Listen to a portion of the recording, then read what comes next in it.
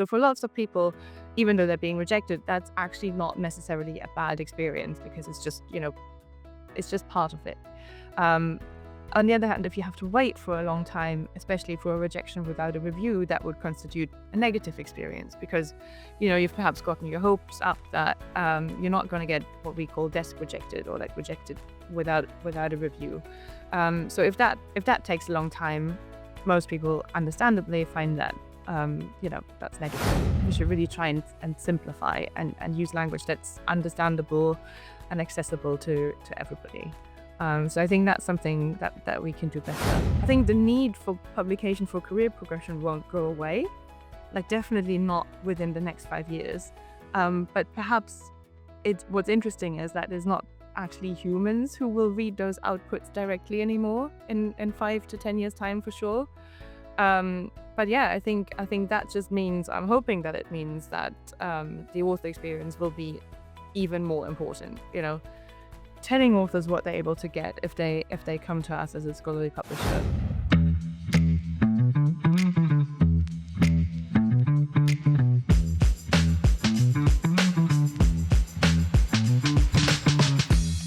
Hi everyone, and welcome back to the Publisherspeak podcast. I'm your host Sowmya. Today, we are diving into a critical piece of the publishing process. From submitting your paper to wondering where it's gone, to navigating feedback and revisions, there's so much that happens behind the scenes, and that's where our guest comes in. I'm so happy to be speaking with Josephine Weisflog. Josephine is the Senior Product Manager for Author Experience at BMJ. She is focused on building tools and systems that make publishing smarter and better. She's also someone who really gets how product, transparency, and author experience all come together in the world of scholarly communication. We talk about what researchers really need, how transparency can shift power, and what it means to build with care in a legacy industry. I hope you enjoyed this one as much as I did. Hey, hi, Josephine. It's lovely to have you on the Publishers Speak podcast. Thank you so much for joining us today. Just before you came on to the podcast, I was looking at your LinkedIn profile and I'm seeing words like research collaborator, assistant editor. And, I was thinking here I'm talking to a product manager at the BMG. And so, but you have all this background that's so, these are words that I hear in the publishing industry. So tell me a little bit about how you got to becoming a product manager in a publishing house. Yeah, thank you. I mean, first of all, thanks for having me. I'm very happy to be here. Yeah, I mean, I always say I ended up working in scholarly publishing by accident. So before, That's something I hear from pretty much everybody, right? Everybody says I came here by accident. So yeah, go ahead. yeah, so just before I started working at BMJ Group, which is 5 years ago now, almost to the day, actually. I worked in the cultural and tourism sector, and then COVID hit, so it became clear quite quickly that I should look for another opportunity. Because there wasn't going to be any travel for quite a while.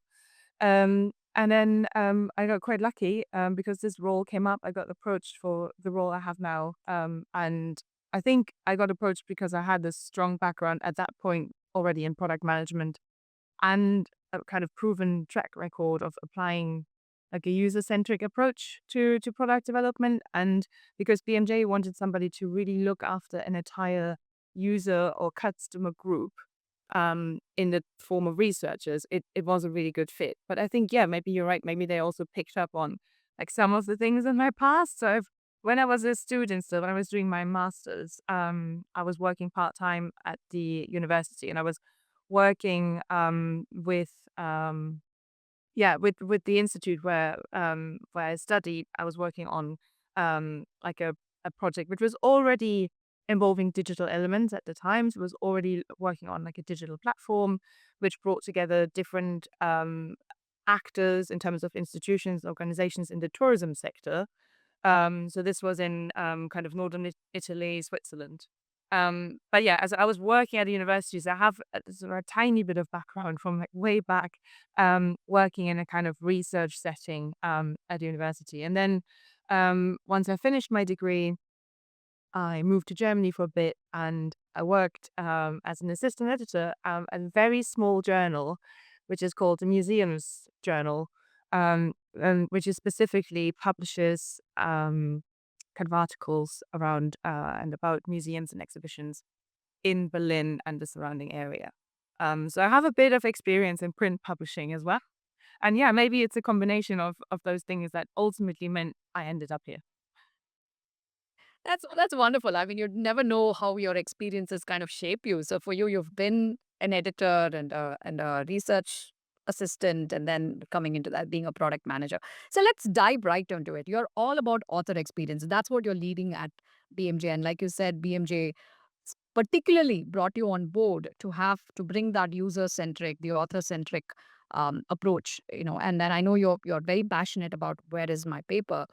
So talk to us a little bit about what are you doing at BMJ? What is how are you driving this author experience forward, and what are you passionate about? Mm. Um, yeah, I mean, it's, as you say, I'm very passionate about author experience because it's my role, but it's also something that I really believe is what can sort of set you apart as a publisher. To me, it's a sum of a lot of different parts. Author experience to me kind of means we're attractive as a publisher for researchers who want to really share their work with the world. It also means we give authors the best route to achieve and kind of demonstrate real world impact and also recognition for their work. Um, it also means things like making them feel informed about how to publish with us and stay up to date on the progress of the article through our systems. Because you just mentioned where's my paper. Um, and yeah, I think working with medical research, especially at BMJ Group, is so interesting because, um, you know, uh, authors are always they're often working doctors who look after patients. They don't have a lot of time. Writing and submitting a manuscript isn't kind of their day job. And dealing with a publisher often comes at the end of sometimes years of work on a particular research project, and usually also at the end of a long day of doing lots of other things. So while you won't necessarily always get a publication out of it because having your manuscript rejected is a normal part of publishing. Um, you still want to have a good experience when you interact with the publisher, and you want to have positive interactions and positive communication where you go there and you know that you're going to be able to get the things that you came there for. And yeah, that's what author experience sort of means to me. And yeah, to answer your question. Yeah. Yeah, no, I think you did. Absolutely. The word author experience, the phrase author experience, the AX, is all terminologies that I'm starting to hear only in the last few years, right? So that's not something traditionally I feel like publishers have really focused on. But I think it's becoming more and more important for publishers to focus on author experience. Are you seeing this trend across the publishing world? What is your take on, okay, how important is it to focus on author experience? And is this like a new thing that is coming up? How important is it for publishers to be really paying a lot of attention? I know at BMJ you are, because that's why it's your team that is looking at it. But is that something that globally for all publishers, is that something that's very important? I think so. Yeah, I think. I mean, I've obviously only been in scholarly publishing for 5 years, but I've seen it become more and more and more important over those 5 years that I've worked in my role for sure. And yeah, I think it is becoming more important because authors have so many options nowadays. And they have options outside of traditional scholarly publishing as well to disseminate their work if they want to. And there's only ever going to be more of those. So I think the author experience is, as I said earlier, I think it can really be the thing that sets you apart, because if you're having a good experience while you're publishing your work, and if you have someone you can trust and who will help you and support you, I think that's really the thing that can make a difference. And I think yes, lots of publishers have obviously realized that, and there are lots of roles like mine with other publishers as well. I think yeah, across the industry, it's something that's more and more common. I don't think, and I hope not, I don't think it will go away anytime soon. Yeah.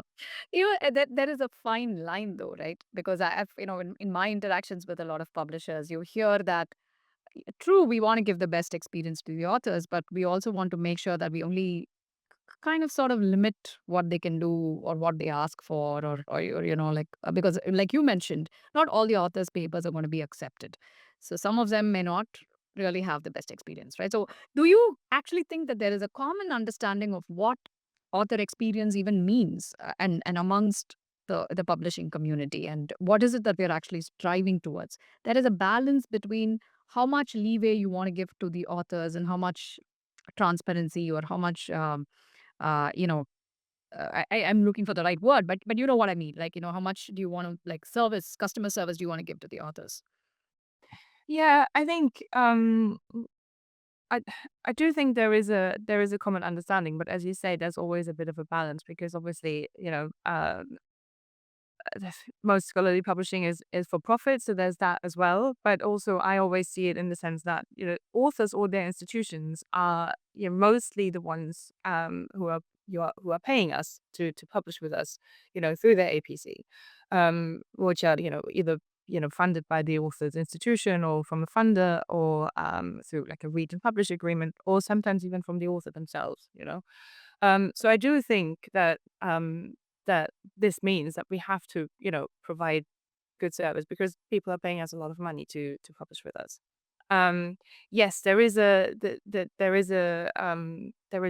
balance that we need to strike in terms of obviously we can't publish everything just because somebody pays us for it. That's what would make us kind of a predatory publisher. Um, and I think largely this is well understood in the kind of the entire publishing community, and researchers understand that as well. So I think most researchers do understand that being rejected is a kind of a normal part of getting your work published. Um, and they also understand that there are different reasons for rejections usually. Um, I think I think what is important though is sort of how how you're being rejected. Does it happen quickly, for example? Because that means you're still kind of in the mindset of working on this project or this manuscript which you've just submitted. And if you're getting rejected quickly, it means that you can move on quicker with your manuscript to a different publisher. So for lots of people, even though they're being rejected, that's actually not necessarily a bad experience because it's just part of it. Um, on the other hand, if you have to wait for a long time, especially for a rejection without a review, that would constitute a negative experience because, you've perhaps gotten your hopes up that you're not going to get what we call desk rejected or like rejected without a review. So if that takes a long time, most people understandably find that that's negative. Um, and people are very keen, authors are keen to receive constructive feedback from reviewers. So they pay a lot of attention to the quality of the reviews they get because obviously they want to take that and incorporate it into their manuscript to make changes when they submit it somewhere else if they've been rejected from a particular journal. Um, so yeah, I think it is largely understood what author experience means, and that there are also parts of it that don't equate. Oh, a good author experience means you're always getting published. I think thankfully that is something that most people understand.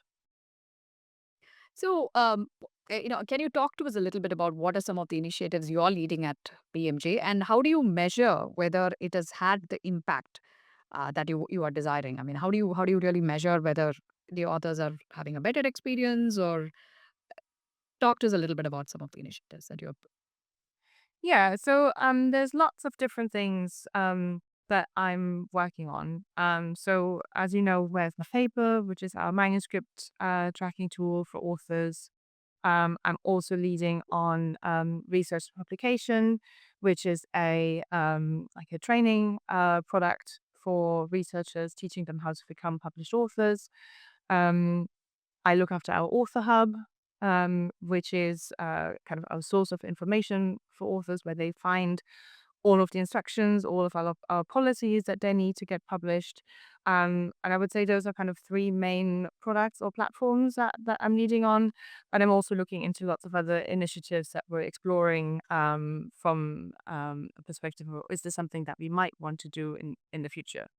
Um, in terms of gathering sort of feedback and data and insights. One of the main things that I use is our author satisfaction surveys. So we have author satisfaction surveys at different points in the publishing process. So authors get sent one after they've submitted a manuscript. They get sent one after they've been rejected, if they are being rejected, and they get one again after publication. We also send a survey to our reviewers after they've completed a review. So we speak to researchers or give them the opportunity to give feedback to us at lots of different stages. Um, and within that, we have an author satisfaction rating that we ask them to give us. And along the satisfaction rating, they have space to leave a comment. And I love that kind of comment section. And I especially um, find the most valuable are the critical comments. So if somebody perhaps has a slightly less good experience for whatever reason, um, the reason they give is a huge kind of treasure trove of insights and things that we can do better in the future and that we can improve. So that's usually where I look to sort of find out about, okay, what are our most common researcher pain points at the moment, and that's where then we derive opportunities from to see, okay, where can we improve, where do we need to sort of move the needle. um, and that's just, for example, how Where's My Paper manuscript tracking tool came to be. It's directly from that sort of feedback of, oh, after I submit my manuscript, I don't know what's going on with it. I don't know where it goes. Um, and as a result, we built Where's My Paper. So that's kind of those are kind of sort of the indicators where we can go and look for problems and opportunities for improvement, is that sort of feedback. And in terms of actual live products, we do testing all the time. So on Where's My Paper, for example, before we launch a new feature, even a small one, we always do user testing before we launch it and before we put it live. So we'll always test with at least sort of 5 or 6 people. 5 6 people is always a kind of, if you're starting to see like a sort of trend after 5 6 people, that's usually a good gauge of, oh, is this a good idea? Do we need to do more tweaks? Um, and then, yeah, if you're not seeing a trend yet, you continue your user testing. But sort of that's how we get insights into how well a live product is doing. In addition to obviously all of the kind of common things like analytics, user and customer insights that we run on our products anyway. But I'm always very keen to actually speak to researchers and to speak to authors, because you can't. There's so much value in qualitative feedback like this, and I think that's really really important. Yeah, I know. I think any user feedback is like gold to a product manager, because you know that people are using your product. And I think, like you said, the critical feedback is especially the ones that are really, really valuable. So we were in that panel discussion at the Publisherspeak conference in UK last month. And one of the topics, one of the points that came out in the panel discussion that you were a part of was, do researchers and authors even understand what publishers actually do, or what is the value that they are bringing to the whole publishing process, and is that even communicated well? I mean, that's part of the author experience. And I heard you talk a little bit about Author Hub, and what was that, like, you the training program that you have for publishers. So what do you think? Do you think authors and researchers understand what publishers actually do, and is there a space there for better communication, more transparency, perhaps? I think there's always space for better communication and more transparency. Always, I'm always a huge advocate of that. I said we might as there's no point in being secretive around certain things and certain processes. We might as well tell people what we do. I think there is still sometimes a misalignment where it can be sometimes slightly misunderstood the extent of the publisher's role by certain researchers or certain authors, especially perhaps early career researchers, might have some of these expectation gaps just because they have a bit less experience, have been less exposed to the process. We also find that with early career researchers, if they're located in like a lower middle income country or in a space simply where there's sort of less of a research tradition, they sometimes lack the experience to know how to, choose an appropriate journal, for example. So that's sometimes something that we see, or like I said, sort of expectation gaps around what will the publisher actually do for me versus what is sort of required of me as a researcher and as an author to do as part of the process. So yes, I think there's always more room for us as publishers to do better and to communicate better about sort of our expectations, and also communicate in I often think more accessible language. I mean, as soon as you kind of start working in publishing, there's hundreds of acronyms that new acronyms that you have to learn, and they're suddenly kind of flying at you. And I think there's sometimes a risk that can happen where that sort of language creeps a bit too much into kind of our outward communication to researchers and to our users and to our readers. And I think, yeah, we should really try and simplify and use language that's understandable and accessible to everybody. So I think that's something that we can do better. And yeah, I'm always an advocate for more transparency, because I think transparency ultimately, fosters trust. Absolutely. But what you're saying, no jargons? Come on. So I think publishing is full of jargons, right? There's a lot of new things Yeah. to always talk about. But no podcast is complete without talking about AI. So let's talk about AI in AX. So what are your thoughts on how AI could perhaps help improve, enhance author experience? What are you excited about? What are you also worried about with respect to AI and author experience? Um, I'm excited about sort of lots of things where it just makes everybody's lives easier, both for researchers and also for us as publishers as well.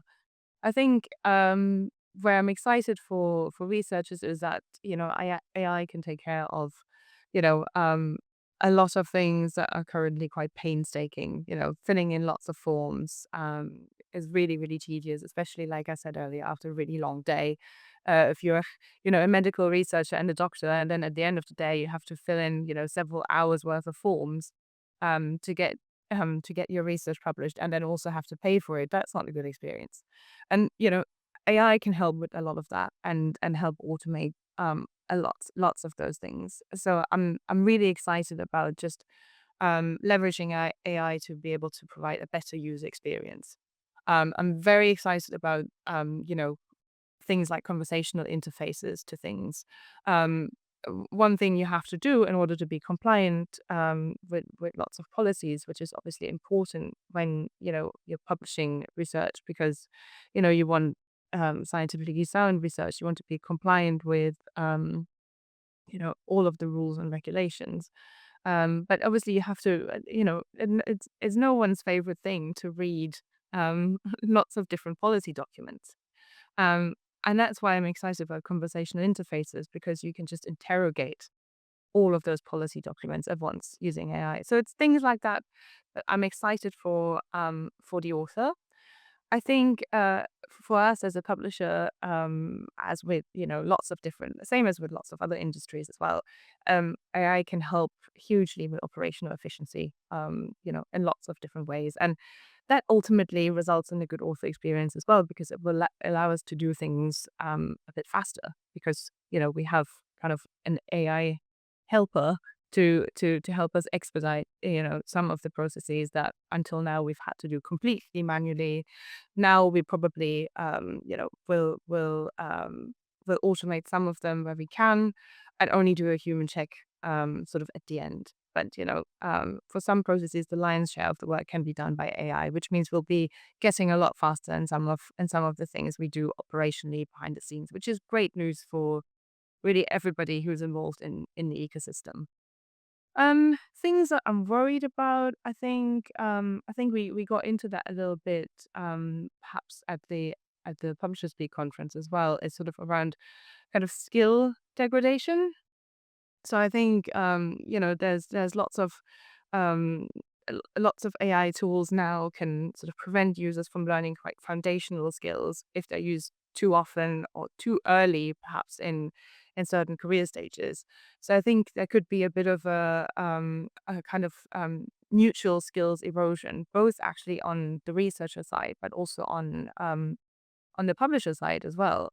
And I think so things like, for example, abstracts, um, I think AI can help hugely with, cutting an abstract down or like writing an abstract and cutting it to 300 words. If you have to do all of that yourself without any tools, everybody knows how difficult it is to kind of edit yourself down to a specific, amount of words and still capture the essence of all of the work that you've done in your article, which is 10 times as long, but also capture the interest of, whoever's going to read that abstract. In the first instance, the editor, but then also, any potential readers. So and I think having AI help with that is probably fine. But I think it's a real skill that is perhaps at risk of getting lost as well. And in a similar way, from a publisher perspective, there's actually lots of skill involved in lots of the kind of research integrity checks that we do if we do them completely just manually and just by looking for clues. But there's so much potential in automating it. But I think it's also important to understand how I would do a check if I were to do it manually and without an AI, because it tells you a lot about, about the why behind things. And I think because, it's completely human to get comfortable with no longer asking the why, because it's easy and if something is comfortable, the creatures of comfort, so we just very easily kind of lean into that. But I think it's sometimes important to ask, why am I cutting these 200 words from the abstract and not these ones? Why is there a research integrity flag on this author? And I think the why is important, and I think generative AI releases us a bit from that responsibility to ask the why sometimes. So I think what we'll have to do, and I think we can learn it, but I think it's up to us to recognize that and adapt our behavior and use AI responsibly, especially in something like scholarly publishing, where, we're publishing medical research. If there is something, that we publish that shouldn't be, there's some real potential consequences to people's health and even lives. So I think that's going to be a learning curve for everybody, researchers as well as publishers, is that responsible use of generative AI as it becomes more and more prominent. Yeah, no, I think that's a very, very important point. It's like I've heard people describe, ChatGPT as an intern, but it is only an intern. Like you still have to have that critical thinking. So what if you have never had the opportunity to do the work to develop that critical thinking, and you've just been relying on Gen AI to do it? Yeah, that's well, we'll only have to wait and see what how it all unfolds. So looking ahead for like the next 5 to 10 years, how do you see this author publisher relationship evolving? What how do you what is your like you gazing into the crystal ball, what do you see? It's such an interesting question because, like I said, I believe that on the one hand, because of the speed at which generative AI is evolving and the capabilities are expanding, research can look completely different in 5 years and probably even earlier. And the same goes for publishing. Researchers, I alluded to this earlier as well, they already have so many choices for how to disseminate their findings. They can already go outside of traditional scholarly publishing. And readers as well, readers of our content, they already are starting to consume content in different ways than they were before. For example, through an LLM interface rather than going to like an article page, right? Readers could probably in like, now, probably already now, but I think it might be common in a few years' time that they just have a conversation with the avatar of an author rather than going to like a traditional web page and reading a scholarly article. So I think what's interesting is that the published article as a means for communication will be completely disrupted. But on the other hand, we have the published article sort of as a token and as a key element of academic achievement and career advancement. So lots of researchers need to have a certain number of published articles in like index journals to reach the next career stage. And I think that academia won't evolve at the same pace as, generative AI and everything that comes with it. So I think the need for publication for career progression won't go away, like definitely not within the next 5 years. But perhaps what's interesting is that it's not actually humans who will read those outputs directly anymore in 5 to 10 years time for sure. Um, but yeah, I think that just means I'm hoping that it means that the author experience will be even more important. Telling authors what they're able to get if they come to us as a scholarly publisher, where their research ends up. For instance, if it's not just as an article, but if it's, let's say, we tag it and then it's used by AI, and where are all the different places that it might be used, we need to tell them where that is. And I think we need to be transparent about it. So the comms and the messaging around all of that will need to be really, really clear.